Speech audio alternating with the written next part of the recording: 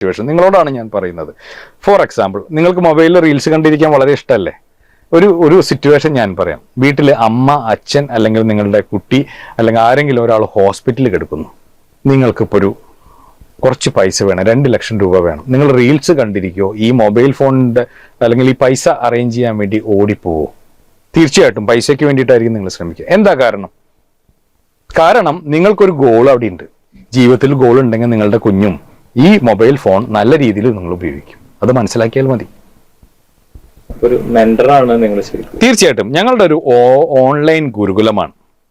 International skills club എന്ന് പറയുന്നത് ഒരു ഓൺലൈൻ ഗുരുകുലമാണ്. ഒരു കുട്ടിയുടെ സെക്കൻഡ് പേരന്റ് ആയിട്ട് ഞങ്ങൾ വർക്ക് ചെയ്യും.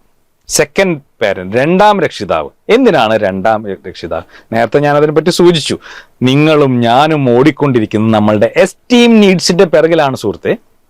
അപ്പൊ ആ സമയത്ത് കുഞ്ഞിനെ കേൾക്കാനും കുഞ്ഞിനെ മനസ്സിലാക്കാനും അവരുടെ ചിന്താഗതികൾ അറിയാനും വേണ്ടിയിട്ടാണ് ഒരു സെക്കൻഡ് പേരന്റ് എന്നുള്ള രീതിയിൽ പറയാം.